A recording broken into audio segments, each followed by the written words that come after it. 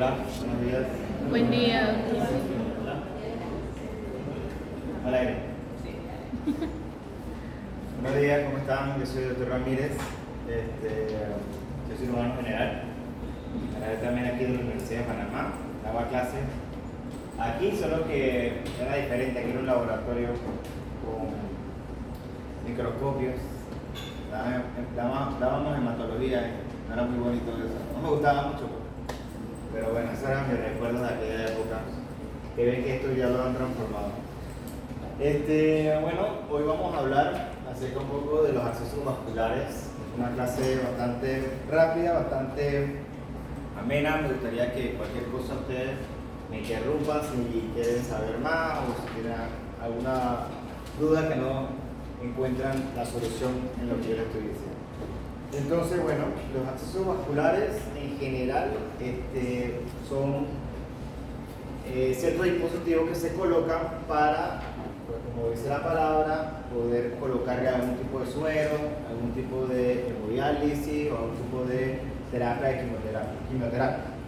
Entonces, pero como siempre, el paciente, nosotros y el paciente debemos comunicarnos, debemos tener un reporte adecuado y tratar de explicarle qué es lo que vamos a colocar, qué es el acceso vascular, qué tipo de dispositivos existen, cuál es el sitio óptimo, si tiene antecedentes o esa persona ya ha tenido catéteres, accesos prolongados por mucho tiempo, cuáles son sus indicaciones, cuánto va a durar el tratamiento y al final la preferencia del paciente. Entonces existen muchos tipos de accesos vasculares, desde los más básicos hasta los que tienen ciertas indicaciones y que lo realizan otro tipo de médicos, según tipo de especialidad. Las cánulas venosas, que son las conocidas por todos, que es lo que se colocan en los cuartos de urgencias, en la sala de hospitalización, en las ambulancias, son cánulas periféricas. Los midlines, que son parecidas a las cánulas venosas, solo que un poquito más centrales.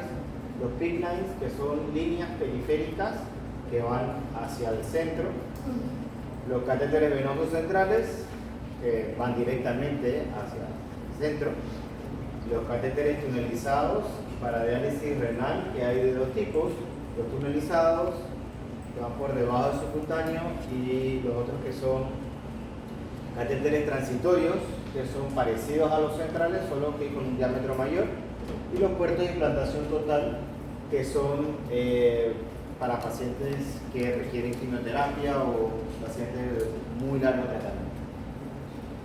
Las cánulas, que es lo primero, son accesos periféricos, son accesos de corto periodo de tiempo, por eso es que si han ido a algún hospital, cualquier hospitalización, cada 3 días tienen que cambiar nuevamente ese acceso venoso.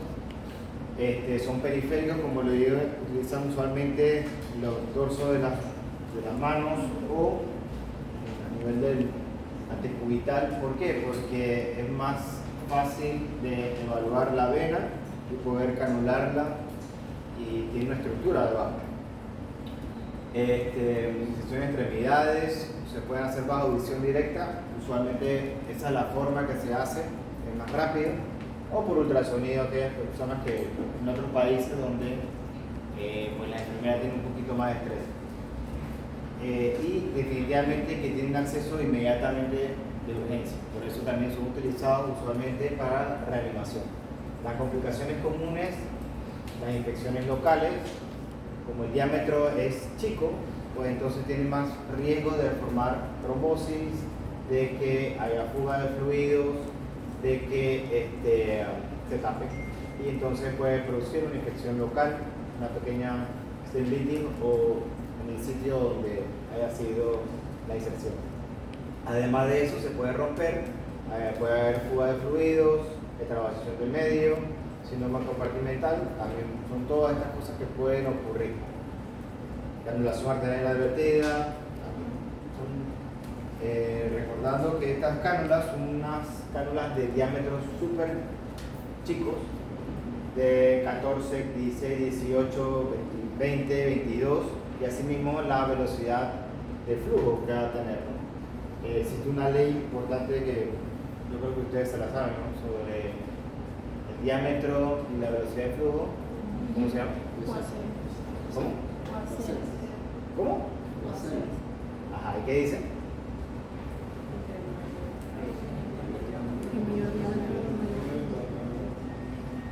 Nada más una persona que lo diga está súper bien. Bueno, ahí lo que habla es la relación que hay entre la velocidad y el diámetro. A menor diámetro, la velocidad de flujo es mayor. exacto. Entonces, pero eso al final, ¿en qué nos importa? Bueno, sí, claro que nos importa, porque así dependiendo del flujo que necesita, la reanimación que va a necesitar el paciente. Entonces, por eso, de diferentes tipos de diámetro, diferentes tipos de accesos que vamos a utilizar. Usualmente para reanimaciones importantes, ¿vale? Usted le dice, alguien ha tomado el BLS, ¿okay? El BLS o el ACLS en ambas y el ATLS en todas, te indiquen cuando van a indicar una reanimación por fluidos rápidos. Actualmente cuando le dicen a la enfermera que canalice una vena antecubital, usualmente utiliza una de 18 para abajo, o sea, el diámetro para que sea más rápida la recuperación de líquidos. Entonces, como le digo, pueden ser en sitios periféricos como el dorso de la mano o a nivel antecubital. Y esto es lo que usualmente pasa, pues como el diámetro es chico, se forma un trombo y entonces esto puede producir ese etapa. Entonces, los midlines, ¿qué son los midlines? Pocos se utilizan en Panamá, realmente no he visto mucho de estos. Son catéteres parecidos a los anteriores, a las cánulas periféricas, que son insertadas usualmente en la vena basílica, usualmente, y lo digo que usualmente porque deben hacerse así, con técnicas asépticas. Si es así, debe ser con una punción guiada por ultrasonido y están indicados en periodos largos o cortos. Pueden utilizarse en meses, tiene un diámetro un poquito mayor que las cánulas periféricas, pero la diferencia de esta es que esta queda alojada en una vena periférica, no queda alojada en una vena central. O sea que esta pueda quedar, si está en la basílica, queda alojada en la subclavia. ¿Se entiende? Se funciona a nivel de la basílica y queda alojada en la subclavia. ¿Okay? Entonces, a diferencia de estos, que son los PICC line, estos sí son bastante utilizados en la práctica. ¿Por qué? Porque tienen la ventaja de que va a ir a un sitio central. Al estar en un sitio central permite que este dure mucho más tiempo, tiene menos riesgo de infección, menos riesgo de trombosis. Pero como todo va a tener una indicación y unos compromisos o algo que debemos evaluar. Este se utiliza haciendo una punción, una línea periférica, llámese a nivel de la basílica, y va recorriendo el catéter hasta llegar hasta el centro, hasta una vena cava superior. Para esto se utiliza una punción más ultrasonido, se utiliza una guía y por eso debemos ver dónde queda alojada por medio de un rayos X, un arco en C y definitivamente un electrocardiograma, porque al estimular la aurícula puede producir arritmia. Entonces, ese es el momento de colocar, después se mide y se coloca la línea periférica. Puede ser de 2 lúmenes o de 1 lumen, cualquiera de los dos. Y estos pueden ser utilizados en mediano y largo plazo. Pueden ser utilizados hasta para quimioterapia también. Los otros son los catéteres venosos centrales, que yo creo que ya la mayoría está relacionados con eso. Tienen una inserción central. Hay diferentes sitios de la inserción central. Y central se llama porque van realmente hacia el centro del tórax. Algunos se colocan femorales, pero hacia el sigue siendo parte central porque trata de llegar hacia la cava. Entonces, en el caso de los centrales, el acceso central se utilizan técnicas asépticas, definitivamente que es mejor utilizar hoy en día el ultrasonido, que es una plataforma un dispositivo que ayuda realmente a evitar errores. Puedo utilizar por periodos más cortos que un midline, por ejemplo, ¿sí? O con un peak line, por el riesgo, como un acceso central, pero la función es cerca de la vía central, pues es preferible que no tenga más de 15 días, pero eso va a depender mucho de nuestro ambiente. Multilúmenes pueden ser 2, 3, 4, hasta 5, hasta 7 infusiones, diferentes tipos de infusiones, y son excelentes para la reanimación. Pero evidentemente, en un caso de una urgencia, pues no es tan rápido. ¿Por qué? Porque necesita técnicas asépticas, porque necesita un ultrasonido, porque necesita un rayos X. Y los otros son los catéteres tunelizados. En catéteres para hemodiálisis son catéteres de lúmenes más grandes todavía. Los catéteres para venosos centrales son de 12.5 French. Estos ya son de 14, 14.5, 15 French. O sea que tienen un diámetro mucho mayor. Hay dos tipos, los catéteres que son tunelizados y los catéteres para hemodiálisis que son transitorios. La diferencia entre uno y el otro es que el tunelizado va por debajo del subcutáneo, o sea, la función se hace en la yugular, pero esto va por debajo del subcutáneo y usted ve los lúmenes por fuera. Entonces, los otros que son catéteres transitorios para hemodiálisis son parecidos a un catéter venoso central, o sea, con una función directa, y ahí ven los lúmenes. Sin embargo, como les estaba comentando, tiene un diámetro mayor. Entonces, bueno, los catéteres tunelizados, como les dije, subclavia, no tanto, más que todo yugular interno. Utilizamos guía radiológica, se pueden colocar cualquier tipo de infusión y puede durar en teoría años. Mientras que se busca, nosotros debemos buscar hacia el sitio final de diálisis del paciente.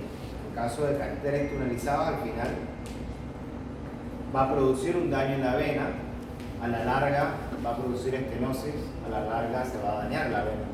Entonces, debemos tratar de evitar ese tipo de complicaciones a largo plazo. Por eso, la utilización de catéteres tunelizados para toda la vida no debería ser lo óptimo, sino optar por fístulas, injertos y trasplantes.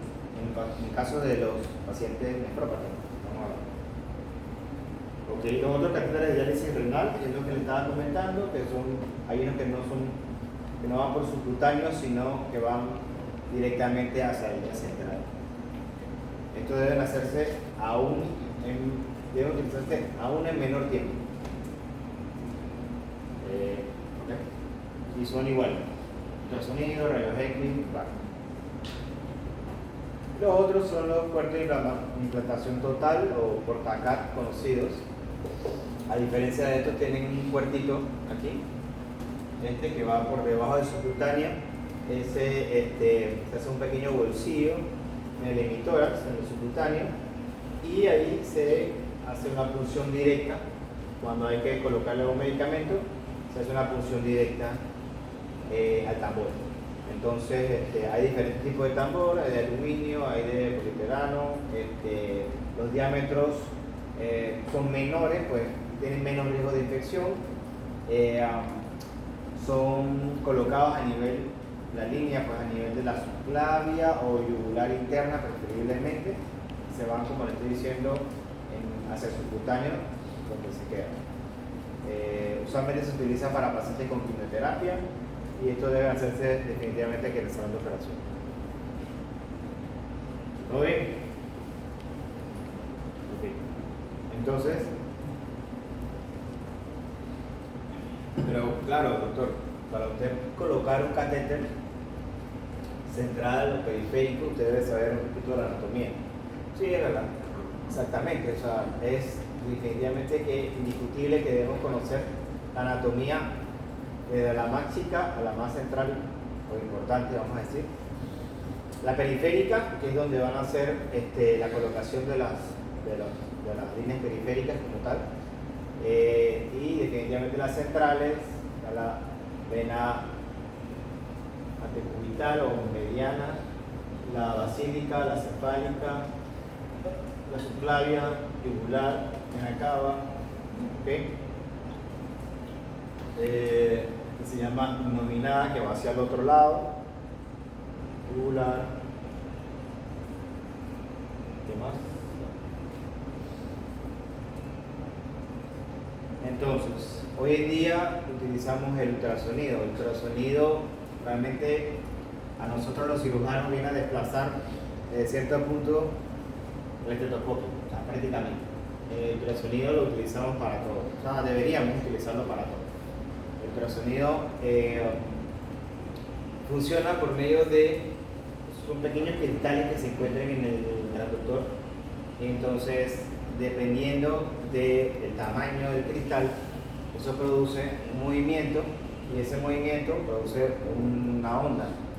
Entonces esa onda va, rebota y lo interpreta el aparato, y entonces puede identificar tejidos blandos, tejidos líquidos de diferente, o sea, la onda, el aparato lo interpreta de diferentes formas, sentidos y intensidades de eco. Entonces puede de esa forma calcular la distancia, calcular las densidades, profundidades, etc. Entonces hay diferentes tipos de traductores, hay lineales, hay convexos, hay vaginales, hay cortos, largos, de diferentes tipos de frecuencia, y según eso pueden dar mayor o menor profundidad, y asimismo también abarcar mayor o menor cantidad de estructuras. Entonces, pues nosotros lo podemos utilizar para muchas cosas. Podemos ver neumotórax, hemotórax, podemos ver la cavidad abdominal, el conocido FAST, podemos ver si hay líquidos subcutáneos tipo abscesos, lipomas, podemos evaluar estructuras glandulares como la tiroides, en fin, el ultrasonido lo podemos utilizar para un montón de cosas. Podemos evaluar, qué sé yo, la bulimia del paciente, evaluando cómo se encuentra la cava en ese momento. O sea, podemos ver varias cosas que nos indican un ultrasonido de una forma rápida. Y en el momento de hacer accesos vasculares, pues también. Pues nosotros debemos conocer la diferencia entre una vena y una arteria desde el punto de vista estructural. ¿Alguien sabe cuál es la diferencia?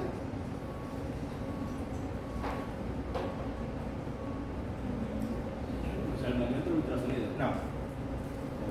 ¿Qué diferencia una arteria y una vena estructuralmente? Las válvulas. La capa de la pared. Ajá. ¿Cómo son las capas de la pared?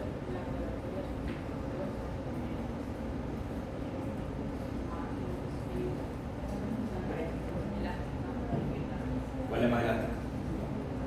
¿Cuál es más distensible? La vena. La vena tiene más distensibilidad, o sea que se puede agrandar más. La estructura de la arteria, como tiene una capa media que tiene músculo en mayor cantidad que la otra, entonces la estructura es más fuerte. ¿Okay? Entonces, al momento de yo hacerle compresión, como está haciendo aquí el doctor, hacerle compresión, yo puedo identificar la vena. ¿Cuál sería la vena? La arteria creo que está, no se ve bien, pero creo que está aquí. Aquí está haciéndole compresión, esta es la vena. ¿Okay? Y en este ultrasonido, más o menos, están tratando de hacerle compresión y no pueden porque hay una estructura adentro. Ese es el trompo. Entonces, quiere decir que esa vena funciona. ¿Ok? Bueno, aquí se ve mejor, no sé si pueden verla, pero esta es la vena. Creo que aquí está la arteria. Una de esas. Un poquito de imaginación.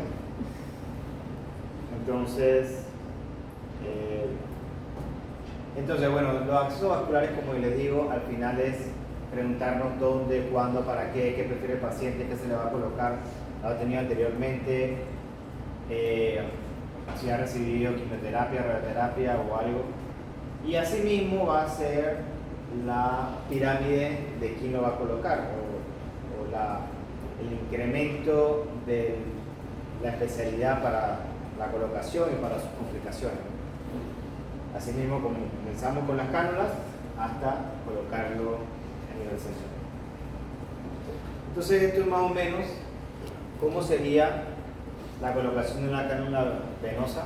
Esto es lo que hemos visto, el que va a Minimed, el que va a cuarto de urgencia, el que va hospitalizado. Esto es lo que se hace en cuarto de urgencia. Se canula una vena, se pasa. Las cánulas periféricas tienen una parte plástica y una parte que es la aguja, que es la que hace la punción. Después se retira la aguja y se queda solamente la parte plástica. Y después ya se coloca ahí. Y lo otro sería colocarlo por medio de ultrasonido, ¿no? Por medio de ultrasonido. Bueno, en este caso particular tenía una, pero también tiene un trombito ahí. Pero bueno, se lo colocaron. Bueno. Siempre existe pues dos técnicas, la técnica de punción por ultrasonido y la técnica de Seldinger. Seldinger era un radiólogo sueco, que era un cirujano, era un radiólogo sueco que propuso en 1952 un estudio que hizo la colocación de inserción colocación de catéteres, pero por medio de una canulación percutánea. O sea, canulación y colocaba una guía. Entonces, esa es la técnica de Seldinger, hacer una punción, después pasar una guía y por esa guía colocar un catéter. Entonces ha sido modificada con el tiempo y dependiendo de, ya hoy en día, pues esta técnica se utiliza, pero modificada también con un ultrasonido, y es muy eficiente para la canulación. Esta figurita que están viendo aquí, nada más la traje por la forma de colocar la aguja. Cuando yo me formé, no había tanto ultrasonido porque no era tan práctico, pero bueno, al final lo hacíamos con técnica de Seldinger a 30 grados. Con el ultrasonido podemos hacer cualquiera de las dos, porque el ultrasonido tiene la ventaja de poder ver el vaso de una manera transversal y longitudinal. Así que dependiendo del sitio, asimismo también se puede colocar una aguja de 90 grados a perpendicular o con una angulación. Bien.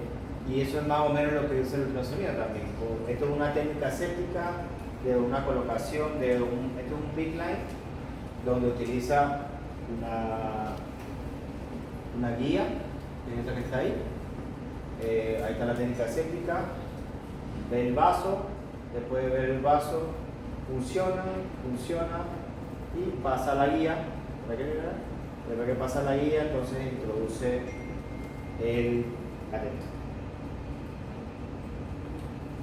Bueno, accesos centrales. Ok, ¿cuáles son los principales sitios de accesos centrales? Son tres: yugular interna, subclavia y femoral. La yugular interna. La yugular interna, anatómicamente, se accede de dos formas. Hay una técnica anterior y una técnica posterior. ¿Okay? En la técnica anterior se hace identificando el triángulo de Selillot. El triángulo de Selillot es este músculo con este hueso. ¿Cómo se llama el músculo? ¿Hueso? Fácil, facilito. Bien. No, yo lo digo para que nos vayamos ambientando porque he escuchado muchas cosas y mejor es que lo vean y lo entiendan así. Ok, el triángulo de Selillot está el músculo, la parte anterior o la parte clavicular, la parte mastoideo, del esternocleidomastoideo con la clavícula hace un triángulo. El abordaje anterior, si este es el vértice aquí arriba, este es el vértice en dirección hacia la tetilla, se hace una punción más o menos de 30 grados. ¿Okay? Esa es la anterior. Y el abordaje posterior es por detrás de la parte, vamos a decir, del brazo posterior del esternocleidomastoideo, de la región mastoides del esternocleidomastoideo, en dirección hacia el hueco esternal, o sea, en esta dirección, diferentemente, más o menos. Entonces, ¿qué es lo bueno del acceso yugular? Es que es fácil, tiene bajo riesgo de falla y también bajas complicaciones. ¿Okay? En caso de que hay un pase inadvertido hacia la arteria, hay una fácil compresión para evitar el hematoma, pero sin embargo también tiene sus complicaciones. No está fácil para todo el mundo, para los flacos quizás es bastante más fáciles, pero para los obesos es un poco más complicado, porque identificar las estructuras como tal es difícil. Por eso usamos ultrasonido. Con ultrasonido las cosas se ponen más fáciles. Lo otro sería el acceso subclavio. Este tiene mayor riesgo de complicaciones porque está más cerca del pulmón, ya sea que haya un hemo o neumotórax, hemo o neumotórax, puede haber lesión arterial también. He visto hasta taponamiento cardíaco producto de esto, así que con mucho cuidado. Es el sitio más cómodo para el cirujano o el que lo va a colocar y potencialmente más limpio porque está más lejos, pacientes con traqueotomía o algo puede estar más cerca de una infección. Entonces, ¿cómo se coloca? Bueno, ahí el paciente lo colocamos de cúbito, los brazos a los lados, tratamos de bajar. Si alguien puede ayudarnos con haciendo que baje un poquito la clavícula, y al bajar la clavícula pues expone un poquito más la vena en dirección, hacemos un cálculo entre los 2 tercios proximales y tercio distal. Ahí yo palpo la clavícula y me voy por debajo de ella hacia el hueco esternal, y en esa dirección pues siempre acceso. Hay también forma de hacerlo por ultrasonido que también se puede ver. Ahí se coloca el traductor de manera longitudinal y se puede acceder hasta un poquito más distal, o sea, no aquí, sino hasta por acá cerca del acromio. Como es longitudinal, el acceso se hace más largo.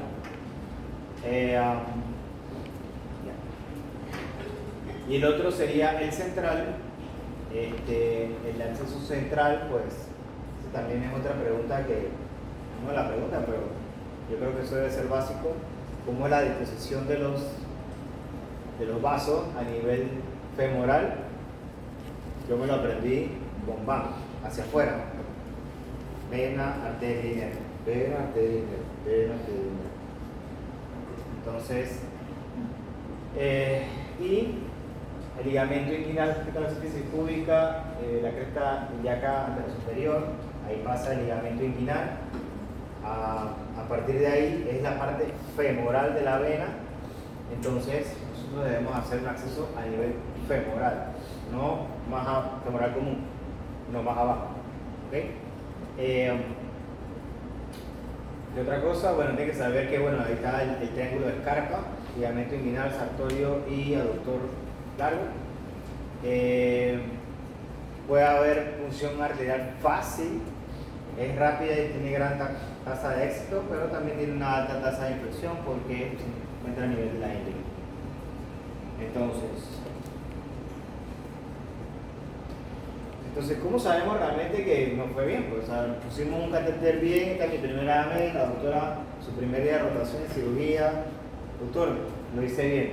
Ok, vamos a ver si es cierto eso que me está diciendo. Está difícil que, bueno, pero puede serlo. Pero vamos a decir que ustedes son muy buenos. Entonces, este es más o menos una ubicación central paralela al eje de la vena cava superior sobre la reflexión pericárdica a nivel de la carina o la unión atriocava. ¿Por qué a ese nivel? Bueno, este es el área. Este es nuestra área. No tiene que estar por acá, no tiene que estar acá, no tiene que estar al otro lado. ¿Okay? Y precisamente, si usted ve, esta es la carina, esta es la unión atriocava, esta es la vena cava superior. Entonces, nosotros, por ejemplo, los catéteres venosos centrales, cuando hablamos de catéteres venosos centrales, yo trato de ubicarlos siempre en esta área, porque el sitio donde va a donde requiere medicamento, colocación del medicamento, entonces necesito que sea un sitio amplio. Entonces, estos son los trayectos muy erróneos que van a ir, que pueden ir por un lado para el otro, para acá, hacia allá. Y el otro lado son las clásicas complicaciones por mal posición. Puede producir dolor, como mediastino, infecciones. Y he visto también, principalmente, taponamientos cardíacos, porque al tratar de hacerlo, no solamente, quizás los catéteres venosos centrales no, pero cuando hablamos ya de catéteres tunelizados, catéteres para diálisis de diámetros mayores, se introducen dos dilatadores. Entonces, porque estamos hablando de un franchaje de 15, no es así, pero es más grande que un diámetro de una cánula venosa o de un central. Entonces se utilizan dos dilatadores para luego colocar. Entonces, al momento de colocar es un poco más rígida el introductor, y al momento, si la vena tiene distensibilidad, pero también es más riesgo a romperse. Entonces, saben que sea distendible, pero a veces no se distiende tanto y entonces puede producir un daño mayor.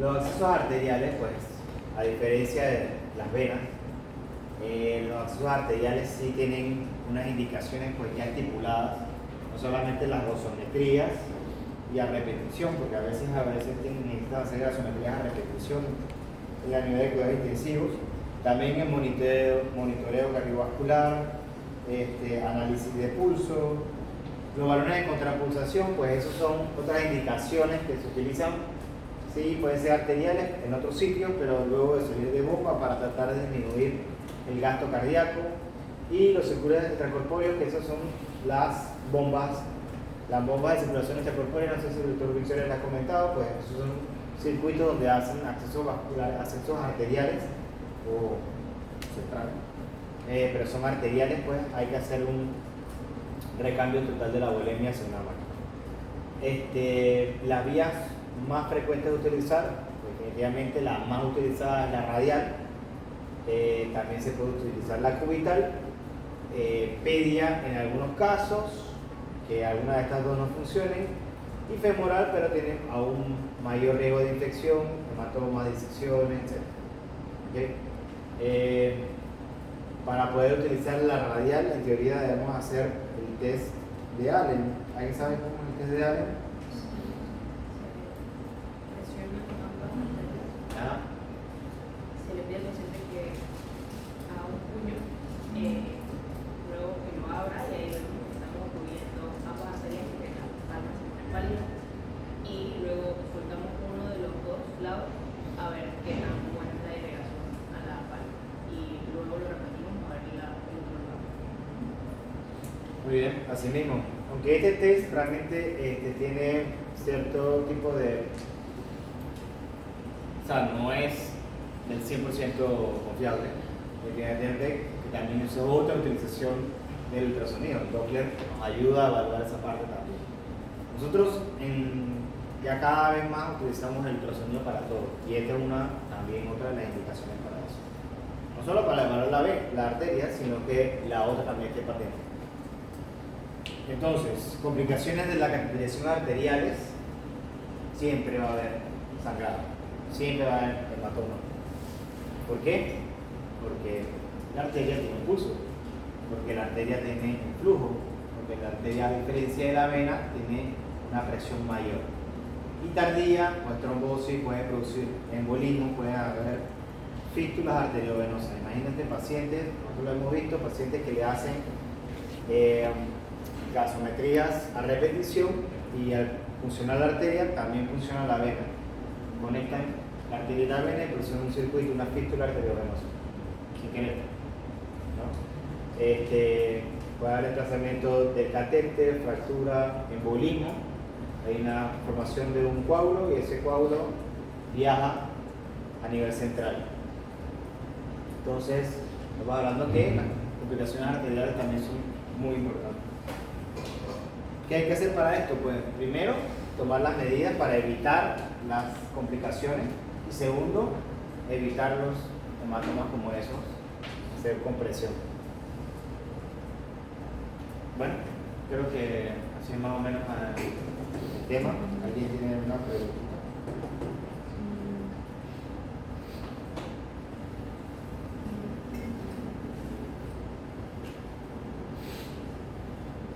Bueno, doctor, usted nos mencionó que los midline rara vez los ha visto, entonces quería preguntarle como en qué situaciones ha visto que lo han utilizado. Es que los midlines, midlines y peak. La diferencia entre una y el otro es que el midline se coloca periférico, pero se queda en una vena periférica. A diferencia del peak, se coloca periférico, pero queda en un sitio central. Entonces es un catéter mucho más largo. Es estándar, vamos a suponer que es de este tamaño. Y esta es la paciente, yo la mido de aquí a acá, de aquí a acá, de aquí a acá. Que son 40 centímetros. Entonces ese catéter yo lo corto a los 40 centímetros y yo sé que cuando voy a colocarlo bajo la guía, debo llegar hasta los 40 centímetros. Pero los midlines, como no requiero eso, tienen un tamaño estándar, no se utilizan tanto en Panamá, yo pienso, porque para utilizar uno prefiero utilizar el otro. Bueno, a veces no necesitas ARC-C porque no va central, no necesitas ver el electrocardiograma porque no va central. Entonces puede ser más fácil de utilizar, puede ser más rápido, con ultrasonido funciona, colocas y ya. Pero no requiere tanto. ¿Por qué? En Panamá no lo he visto mucho, la verdad no sé por qué.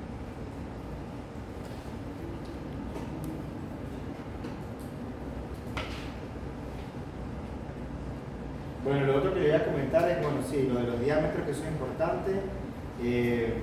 Los pacientes, cuando usted vea a un paciente nefrópata, también hablen con ellos, porque a veces ellos quieren quedarse solamente con un catéter, porque a veces se me forman unas bolas aquí, que no me gusta que me vean. Sí, nosotros entendemos esa parte, pero también estamos hablando de que al final vamos a ocluir una vena para toda la vida. Y entonces el retorno venoso va a ser mucho más complicado para ese paciente. Entonces debemos plantear no solamente colocar un catéter, eso puede ser la primera instancia, pues, pero tenemos que llevar a ese paciente hacia un acceso vascular definitivo, una fístula, un injerto o un trasplante renal. Bueno, lo otro es siempre, como siempre, lo primero es no hacer daño, siempre preguntar al paciente qué es lo que prefiere, explicarle y ya, con esto creo que más o menos tenemos como alguna pregunta. Doctor, ¿qué se hace en caso de pseudoaneurismas producto de punción constante? ¿En qué caso de qué? ¿En una arteria periférica? Periférica. Bueno, bien, hay muchas formas de... Los pacientes que usualmente pasa esto son pacientes nefrópatas. ¿Por qué? Porque ¿sabes qué es un injerto y una fístula, la diferencia entre una y otra? O sea, en ambas vamos a conectar la arteria con la vena. ¿Okay? pero al momento de funcionar, al momento de que la enfermera viene a colocarle la terapia de hemodiálisis, en el caso de un injerto, perdón, de una fístula, lo que se funciona es la vena del paciente. Por ejemplo, en el caso de una fístula arteriovenosa, esta que se llama chimino, se conecta la arteria radial con la vena. Entonces, eso hace que la vena aumente el flujo de la vena. Y esto que está aquí, la vena, todo está hacia la cefálica, todo hace engrullita, se pone grandote. Y esa es la que se utiliza para funcionar. El injerto no, el injerto colocamos un graft, colocamos injerto. Y ese es el que se funciona. Entonces, ese ocurre, puede haber un pseudoaneurisma, pues, puede ocurrir del injerto, pero eso es lo menos común. En la vena puede ocurrir, cuando pasa eso, hay dos cosas que pueden ocurrir también ahí. O que se rompa y es una urgencia que tienes que reparar, o dejarla quietecita y eso se va a trombosar. Okay. Los injertos vasculares, cuando se trombosan, se pueden tratar. Las fístulas algunas se pueden tratar también. Tratar significa hacer terapias endovasculares donde se colocan guías y balones y otro tipo de trombectomías que quitan los coágulos y tú las puedes seguir utilizando. Si hay pseudoaneurismas, en teoría hay que repararlos. En las arterias también puede ocurrir. En las arterias periféricas por función inadvertida, eso hay que repararlo urgentemente. Pues el riesgo de disección mayor.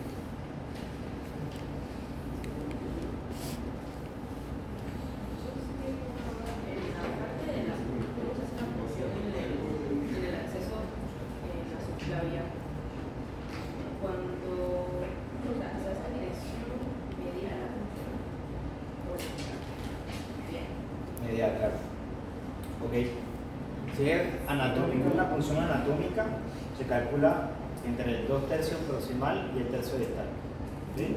Entonces, si me queda aquí más o menos, yo palpo la clavícula, alguien que me asista, mueve el brazo hacia abajo para que yo permitir que la clavícula baje. Si la clavícula baja, el vaso baja también, porque está debajo de la clavícula, la vena. Entonces, hago una función. Yo palpo mi clavícula, me voy por debajo de ella en dirección hacia la cortadura. O sea, ahí meto la aguja, sale sangre, meto la guía, dejo la guía, saco la aguja, meto el dilatador, saco la guía, meto el catéter.